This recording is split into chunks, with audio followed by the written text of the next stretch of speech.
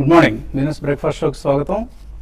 Asian మార్కెట్స్లో ఈ morning week trading session కొనసాగుతుంది. లాస్ట్ నైట్ యుఎస్ మార్కెట్స్ నష్టాలతో ముగిశాయి అండ్ ఎస్జెక్స్ నిఫ్టీ కూడా మన మార్కెట్స్ సంబంధించి ఒక వీక్ ఓపెనింగ్ ఇండికేట్ చేస్తుంది. గ్లోబల్ గ్రోత్ కన్సర్న్స్కు తెరలేపింది ఐఎంఎఫ్ మరోసారి. సో వరల్డ్ గ్రోత్ అవుట్లుక్ను తగ్గిస్తూ ఐఎంఎఫ్ నిన్న ఒక ప్రకటన చేసింది. ఇంతకుముందు 2014 సంబంధించి గ్రోత్ రేట్ 3.4% ఉంటుందన్న అంచనాను ఇప్పుడు 3.3% తగ్గించారు. అలాగే 2015 సంబంధించి గ్రోత్ రేట్ను 3.8%కు లిమిట్ చేశారు. సో ఇదంతా కూడా కొంత గ్లోబల్ మార్కెట్స్లో సెల్లింగ్కు దారితీసింది. లాస్ట్ నైట్ యుఎస్ మార్కెట్స్ ఇదే కారణంగా నష్టాలతో ముగిశాయి. ఐఎంఎఫ్ అయితే ఐఎంఎఫ్ ఇండియన్ ఎకానమీకి సంబంధించి మాత్రం కొంత బుల్లిష్ అవుట్లుక్ను అనౌన్స్ చేసింది. FY15 జీడిపి గ్రోత్ను 5.4% నుంచి 5.6%కి పెంచింది. అలాగే FY16 అంటే 2015-16 అంటాం మనం. సో 2015-16 సంబంధించి గ్రోత్ రేట్ను 6.4%కు పెంచింది. సో ఇదంతా కూడా ఇండియన్ స్టోరీ. అయితే గ్లోబల్ గ్రోత్ కన్సర్న్స్ మాత్రం ఐఎంఎఫ్ వ్యక్తం చేసింది. సో 3.4% ఉండదు ఈ సంవత్సరం. వరల్డ్ ఎకానమీ గ్రోత్ రేట్ 3.3% మాత్రమే ఉంటుంది. దీనికి ప్రధాన కారణం ఇటు చైనా కావచ్చు ఆర్ జర్మనీ లాంటి యూరోపియన్ కంట్రీస్ కావచ్చు, ఇక్కడ స్లో డౌన్ కన్సర్న్స్ ఎక్కువగా ఉన్నాయన్న అంచనాను ఐఎంఎఫ్ ప్రకటించింది. సో మన మార్కెట్స్లో ఇదే సమయంలో కరెక్షన్ మూడ్ కొనసాగుతుంది. నేను కూడా చూసాం మనం వరుసగా రెండో సెషన్ మార్కెట్స్ నష్టాలతో క్లోజ్ అయ్యాయి. ప్రత్యేకించి హైబీటా స్టాక్స్ చాలా వీక్గా ఉన్నాయి. డిఫెన్సివ్ స్టాక్స్లోనే కొంత మనకు బయింగ్ కనిపిస్తుంది. అది ఐటీ కావచ్చు, సెలెక్ట్ ఫార్మా స్టాక్స్ కావచ్చు. అండ్ 7850 పడిపోయింది నిఫ్టీ. 3.5 to 4% కరెక్షన్ మనం చూసాం ఇప్పుడు దాకా. హైయర్ లెవెల్స్ పీక్ లెవెల్స్ నుంచి అండ్ బహుశా మరొక 2 to 3% కరెక్షన్ తప్పకపోవచ్చు. అంటే 7700 లాంటి లెవెల్స్కు మనం ప్రిపేర్డ్గా ఉండాల్సిన పరిస్థితి కనిపిస్తుంది. సో ఏ లిక్విడిటీ అయితే మార్కెట్స్ను నిన్న మొన్నటి దాకా డ్రైవ్ చేసిందో ఇది సెప్టెంబర్ సెకండ్ హాఫ్ నుంచి ఆ లిక్విడిటీ డ్రై అయిపోయింది. FIIs are not investing in India. They have shifted some of their monies to countries like Brazil. ఇప్పుడు మనం మోడీ మూమెంట్ ఏదైతే చూసామో ఈ మోడీ మూమెంట్ ఇప్పుడు బ్రెజిల్కి షిఫ్ట్ అయింది. సో బ్రెజిల్లో ఎలక్షన్స్ జరుగుతున్నాయి. బ్రెజిల్లో ఒక కొత్త ప్రభుత్వం రాబోతోంది. సో అక్కడి ప్రభుత్వం మీద పెట్టుకున్న ఆశలు కావచ్చు, అక్కడి ఎకానమీకి సంబంధించి అక్కడ మార్కెట్ సంబంధించి పెట్టుకున్న ఆశలు కావచ్చు, FIIs కొంత మనీని బ్రెజిల్ లాంటి కంట్రీస్కి షిఫ్ట్ చేస్తున్నారు. సో మనం సెప్టెంబర్లో చూసాం 5100 crores మాత్రమే FIIs ఇన్వెస్ట్ చేస్తారు. ఇది 7 month లో ఫిగర్. నిన్న కూడా మనం ఇదే అంశాన్ని ఒకసారి మననం చేసుకున్నాం. సో నిన్న కూడా FIIs 333 crores worth stocks Indian మార్కెట్స్లో అమ్మకం చేయడం జరిగింది. సో ఇదే కారణంగా లార్జ్ క్యాప్ స్టాక్స్లో కొంత సెల్లింగ్ చూసాం. అయితే ఇన్ఫోసిస్ టెక్నాలజీస్, TCS, ICICI ఈ 3 కౌంటర్స్లో మాత్రం FIIs పొజిషన్స్ బిల్డ్ చేసుకున్నారు. డెలివరీ బేస్డ్ బయింగ్ చేశారు. ప్రత్యేకించి Infosys Technologies ahead of results positions తీసుకుంటున్నారు. Long positions 700 crores worth delivery based buying జరిగింది ఒక ఇన్ఫోసిస్ కౌంటర్లో నిన్న. సో TCS కూడా ఇదే పరిస్థితి. And ICICI bank different from other banking stocks, PSU bank స్టాక్స్లో నేను సెల్లింగ్ చూసాం. బట్ ICICIలో మాత్రం డెలివరీ బేస్డ్ బయింగ్తో ప్రాఫిట్స్ చూసాం.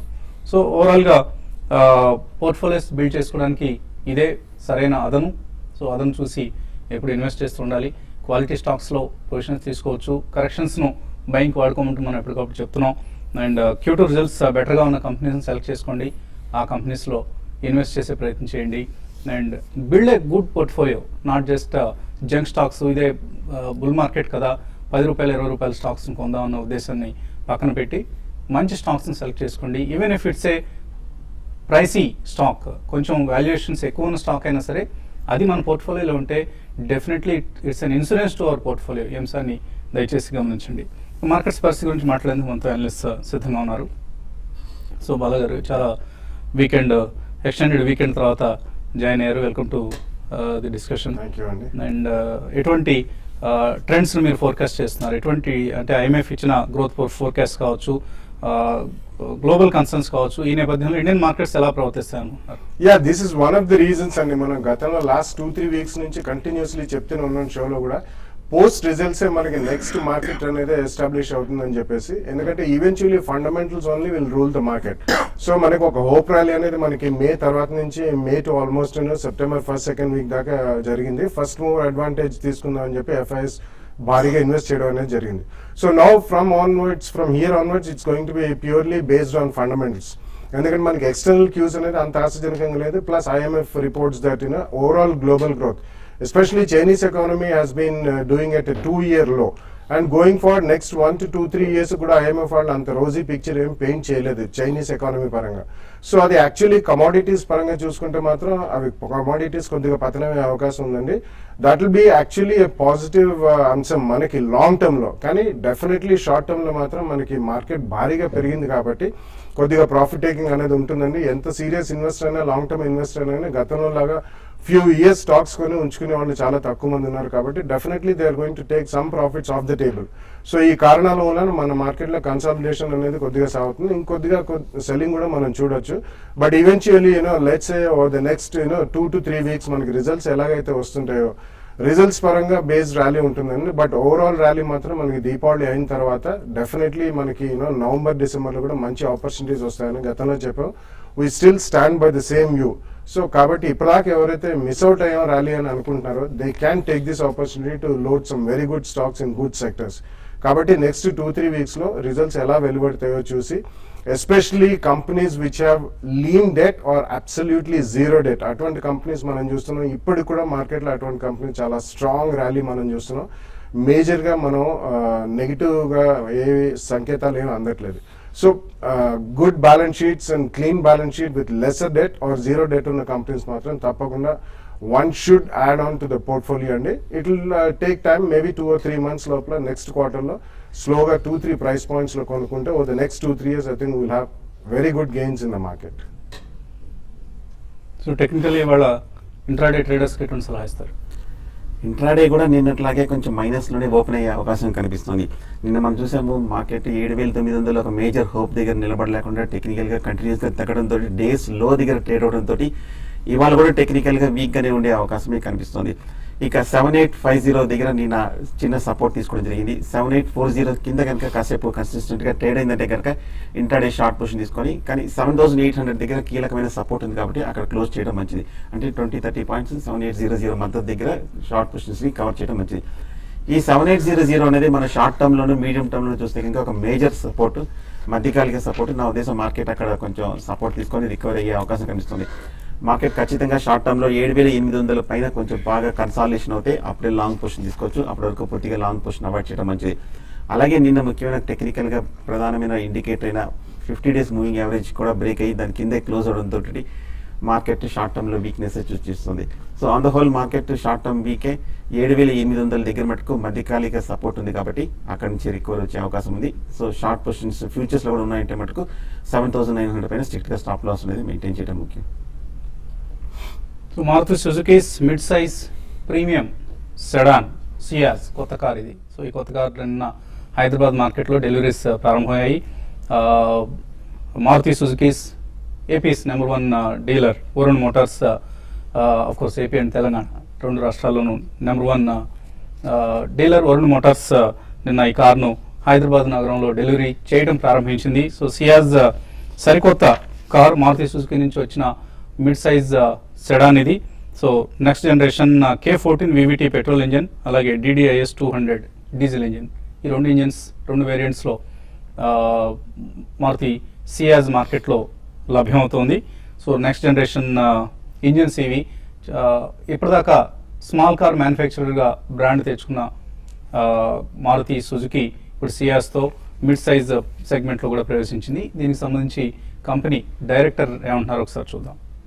వేరే కార్ కాంపిటీషన్ లోపల ఏ అయితే ఫీచర్స్ అయితే లేవో ఆ ఫీచర్స్ అవన్నీ కూడాను అతి తక్కువ ప్రైస్ లోపల ఈ కార్లో ఉన్నాయి. అదే కాకుండాను ఆటోమొబైల్ ఇండస్ట్రీ లోపల ఎనీ కార్ లోపల కూడాను కానీ హైయెస్ట్ మైలేజ్ ఏదైతే ఉందో 26 km/L డీజిల్ ఇంజన్ ఏదైతే ఉందో అది తయారు చేశారు.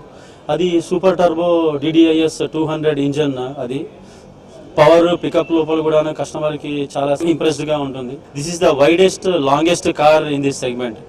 దాని తర్వాత is straight away it will be a competitive car to the Honda and Verna. So ఇది మారుతి సుజుకి నుంచి వచ్చిన కొత్త కార్ సెడాన్ సియాజ్ సంబంధించిన విశేషాలు. అయితే ఇక ఇవాళ వార్తాపత్రికలు ఒకసారి చూస్తే మెట్రో ఇండియా ఈ పేపర్లో కనిపిస్తుంది, brand Hyderabad flies high.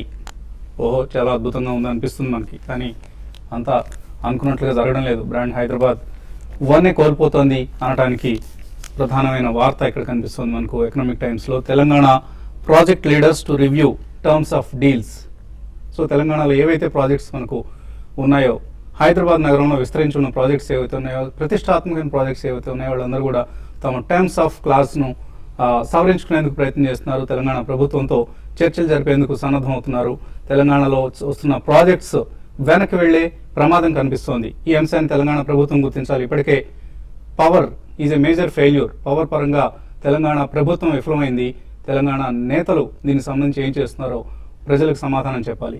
And ఇదే పరిస్థితి బిజినెస్ కూడా విస్తరిస్తోంది. అండ్ ఎలాంటి ఇప్పటికే మనకు తెలుసు, మొన్న ఈ మధ్య కంపెనీ వెనుకంజ వేసింది. ఇప్పుడు తాజాగా జిఎంఆర్ పేరు వస్తుంది. జిఎంఆర్ ఇన్ఫ్రా తన ఎయిర్పోర్ట్ ప్రాజెక్ట్ సంబంధించి ఉన్న టర్మ్స్ ఆఫ్ క్లాజెస్ను సవరించుకోవాలి అంటూ తెలంగాణ ప్రభుత్వాన్ని అడుగుతోంది. ఇటువంటి మరొక 2-3 సంఘటనలు కనుక జరిగితే బిజినెస్ పరంగా సెంటిమెంట్ చాలా దెబ్బతింటుంది. ఇదంతా కూడా మన ఎంప్లాయ్మెంట్కి సంబంధించిన అంశం. ఎంతోమంది యువత ఉపాధికి గండి కొట్టే ప్రయత్నాలు జరుగుతున్నాయి. సో చాలా జాగ్రత్తగా ఉండాలి. ప్రభుత్వం అలర్ట్ కావాలి. ప్రభుత్వ పరంగా ప్రొయాక్టివ్ చర్యలు తీసుకోవాలి. బిజినెస్ కాన్ఫిడెన్స్ను నింపే ప్రయత్నం చేయాలి. బిజినెస్ కాన్ఫిడెన్స్ను ఇంప్రూవ్ చేసే ప్రయత్నం చేయాలి. సో ఇది విన్నపం తెలంగాణ ప్రభుత్వానికి. ఇక ఇన్వెస్టర్స్ నుంచి కాల్స్ తీసుకోబోయే ముందు కాసేపు ప్రకటనలు.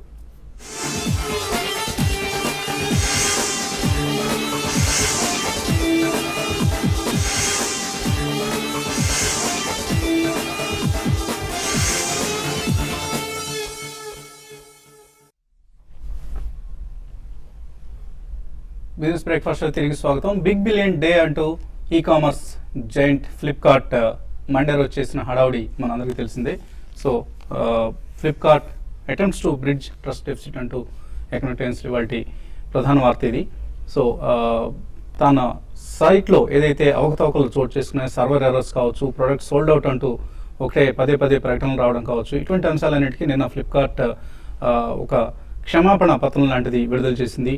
సో తమ సైట్ పరంగా కొన్ని తప్పిదాలు జరిగాయి, నెక్స్ట్ టైం నుంచి ఇటువంటి పునరావృతం కాకుండా చూసుకుంటామంటూ ఫ్లిప్కార్ట్ ప్రకటించింది. కొంతమేరకు అట్లీస్ట్ అభినందనీయం ఇది. ఎందుకంటే ఎంతోమంది టైం వేస్ట్ చేస్తున్నారు, తమ అమూల్యమైన సమయాన్ని వృధా చేస్తున్నారు. ఇటువంటి అంశాలకు సంబంధించి నేను మన టీవీ5లో డైలీ మిర్రర్లో కూడా ప్రోగ్రామ్ను ఎయిర్ చేశాం. రెగ్యులేటరీ అథారిటీస్ లాంటివి కొన్ని ఇందులో మనకు కాంపిటీషన్ కమిషన్ లాంటివి ఉన్నాయి. అలాగే కన్జ్యూమర్స్ సంబంధించి రిడ్రెసల్ ఫోరమ్స్ ఉన్నాయి. అటువంటి ఫోరమ్స్ ఏవైనా ఇటువంటి అంశాన్ని టేకప్ చేసి ఇటువంటి సంఘటనలు పునరావృతం కాకుండా చూడాల్సిన బాధ్యత ఆయా సంస్థల మీద కూడా కనిపిస్తుంది. కాలర్స్ లైన్లో ఉన్నారు. సూర్యబాబు నర్సాపురం నుంచి ఫస్ట్ కాలర్. హలో. నమస్తే అండి. మేము రిలయన్స్ ఇన్ఫ్రా 800 లో ఎప్పుడో 5 years బ్యాక్ ఉన్నా సార్. అలాగే ఎస్ఎంఎస్ ఫార్మాలో కానీ మారమంటారా లేకపోతే హోల్డ్ చేయమంటారా? అలాగే నాప్కో ఫార్మా ఉన్నాయి, 580 లో తీసుకున్నాను, ప్రాఫిట్ బుక్ చేసుకోవచ్చు. బాలగారు ఉన్నారా సార్? కరెంట్ లేదు మాకు. ఓకే, సో ముందుగా రిలయన్స్ ఇన్ఫ్రా సంబంధించి ఎటువంటి సలహా ఇస్తారు? మీరు రిలయన్స్ ఇన్ఫ్రా అయితే రీసెంట్ గా చాలా వీక్ గా ఉందండి. మనం చూస్తున్నాం 800 రీసెంట్ గా ఒక 800 రూపీస్కి వచ్చి మళ్ళీ అక్కడ నుంచి నాన్ స్టాప్ కరెక్షన్ వచ్చింది. ఇప్పట్లో మళ్ళీ స్టాక్ మళ్ళీ ఆ రేట్కి 800 రూపీస్ దాకా రావడానికి కష్టం. మీరు ఎస్ఎంఎస్ ఫార్మాకి మారాలి అనుకుంటే మాత్రం మీరు రిలయన్స్ ఇన్ఫ్రా నుంచి మారచ్చు. లేదంటే అడిషనల్ గా మీరు ఇన్వెస్ట్ చేయాలనుకుంటే మాత్రం ఎస్ఎంఎస్ ఫార్మాలో మీరు ఇన్వెస్ట్ చేయమంటాను. బట్ రిలయన్స్ ఇన్ఫ్రా మాత్రం టైమింగ్ కొంత వీక్ ఉండొచ్చు. కొన్ని నెలలు ఆగితే మళ్ళీ స్టాక్ లో ఒక అప్ అండ్ రావచ్చు. 1 or 2 months మాత్రం కొంచెం వీక్ గా ఉండే అవకాశం ఉందండి. నాట్కో ఫార్మా గురించి కూడా అడుగుతున్నారండి. నాట్కో ఫార్మా మీరు 580లో కొన్నా అని చెప్తున్నారండి. It's a very decent profit. ఎప్పుడైనా కానీ ఇంత భారీగా ప్రాఫిట్ లో ఉన్నప్పుడు కొద్దిగా ప్రాఫిట్ బుక్ చేయాలండి. మొత్తం కాకపోయినా కానీ definitely some portion of the quantity మీరు ప్రాఫిట్ బుక్ చేయడం చాలా ఉత్తమం. ఎందుకంటే వాళ్ళది ఒక డ్రగ్ కెపాక్సిన్ రిలీజ్ అయినప్పుడు దాని ఫ్యూచర్ ప్రాఫిటబిలిటీ అనేది 1 or 2 quarters తర్వాత తెలుస్తుంది. దో it's a very profitable drug. Definitely కొద్దిగా ప్రాఫిట్ బుక్ చేయమని చెప్తున్నాను. అట్లీస్ట్ ఒక 30 to 40% ఆఫ్ ద క్వాంటిటీ. మిగతాది మాత్రం కొద్దిగా ఉంచండి. నెక్స్ట్ 1 or 2 quarters ఆ డ్రగ్ రిలీజ్ అయిన కాస్త సస్టైన్ అవుతుందంటే మాత్రం definitely rest of the quantity you can keep. తర్వాత కాలర్ అశ్విని హైదరాబాద్ నుంచి. హలో. హలో అడగండి అశ్విని. మేము గోల్డ్ కొనాలనుకుంటున్నామండి. ఇప్పుడు కొనొచ్చా, ఇంకొంచెం వెయిట్ చేయాలా? గోల్డ్ ఏ పర్పస్ కోసం అండి? నార్మల్ ఇంట్లోకండి. ఇంట్లోకి ఏమైనా ఫంక్షన్స్ లాంటివి ఉన్నాయా, లేకపోతే యూ కెన్ వెయిట్? మ్యారేజ్ ఉందండి. మ్యారేజ్ ఉంది. సో కొద్దిగా వెయిట్ చేయండి. గోల్డ్ ప్రైసెస్ కరెక్షన్ దిశగా కదులుతున్నాయి. మొన్న కూడా మనం చూసాం ఆల్మోస్ట్ 1185, 1190 లెవెల్స్కి వచ్చి మళ్ళీ కొద్దిగా ఇంటర్నేషనల్ మార్కెట్స్లో $1203, $1205కి పెరిగింది. బట్ ఈ అడ్జస్ట్మెంట్స్ పూర్తయితే మరింత వీక్ అయ్యే ఛాన్సెస్ ఎక్కువ కనిపిస్తున్నాయండి. If you can wait for 1-2 months wait చేయండి. సో కొంచెం టెక్నికల్లీ కూడా చిన్న బౌన్స్ బ్యాక్ జరుగుతుంది. సో దీని తర్వాత మళ్ళీ ఈసారి వీక్నెస్ వచ్చినప్పుడు అప్పుడు కొనుక్కునే ప్రయత్నం చేయండి.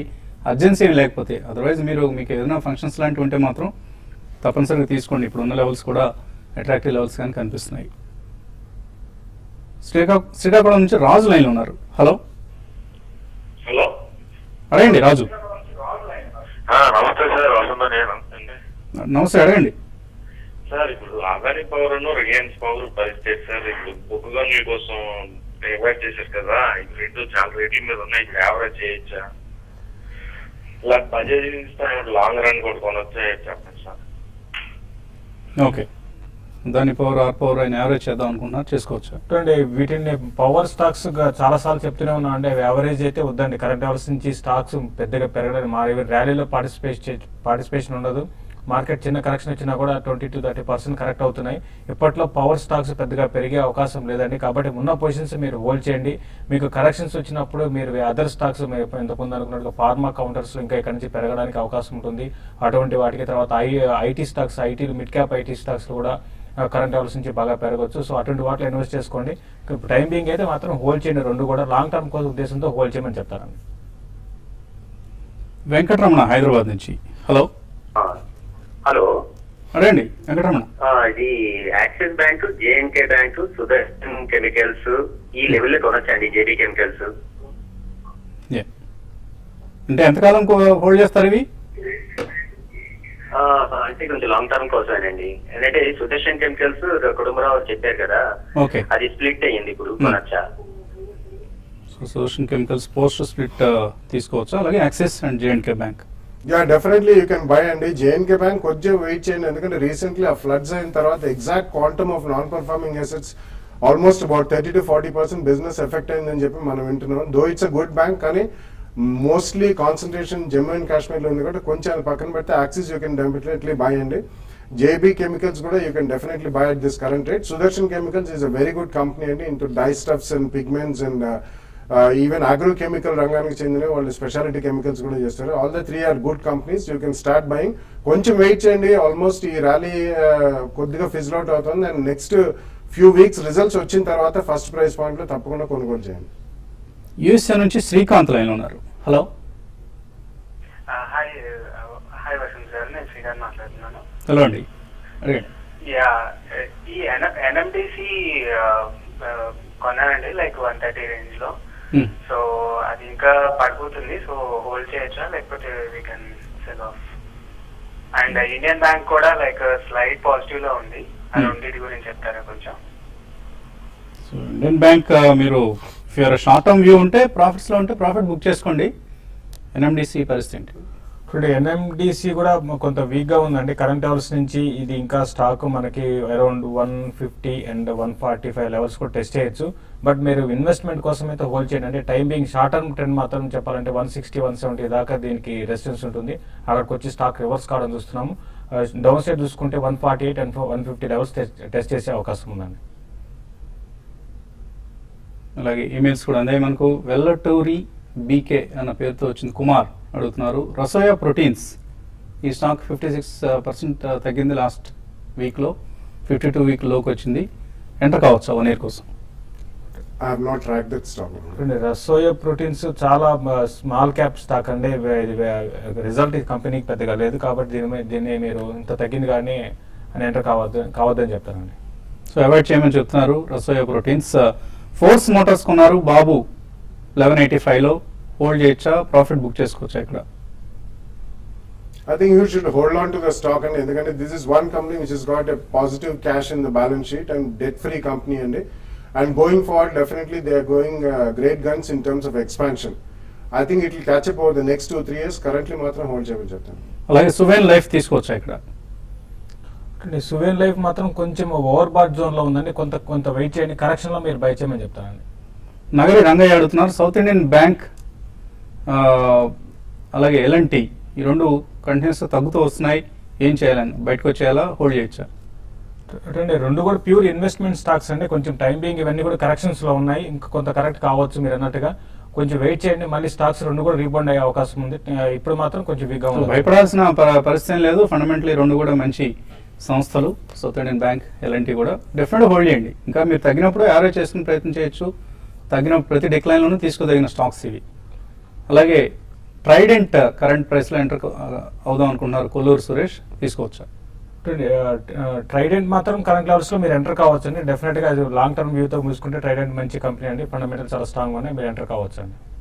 శంకర్ నారాయణ బెంగళూరు నుంచి అడుగుతున్నారు, Karnataka bank, Andhra bank, Tata motors, Tata power, SAIL, BHEL, Allahabad bank ఇవన్నీ ఆయన పోర్ట్ఫోలియోలో ఉన్నాయి. వీటిలో ఏవైనా ఎగ్జిట్ కావాలా, హోల్డ్ చేయొచ్చా అని?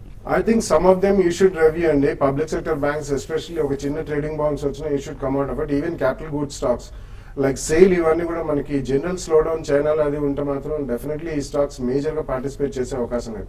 సో రీషఫుల్ ద పోర్ట్ఫోలియో అండి. Mid cap, IT, auto, ancillary as well as pharma companies కొద్దిగా రీషఫుల్ చేస్తారు. సో మీరు corporation bank, Canara bank, Allahabad bank, Andhra bank ఇటువంటివి ఎగ్జిట్ అయిపోండి. వాటిలోంచి ప్రైవేట్ సెక్టర్ బ్యాంక్స్ షిఫ్ట్ అవ్వండి. Definitely they will yield you better results. ఇంకా చాలా mails మిగిలిపోయాయి, కానీ సమయం కూడా మించిపోయింది మనకు. ఇది ఇవాల్టి బిజినెస్ బ్రేక్ఫాస్ట్లో మధ్యాహ్నం 1:30 స్మార్ట్ ఇన్వెస్ట్లో మళ్ళీ కలుద్దాం.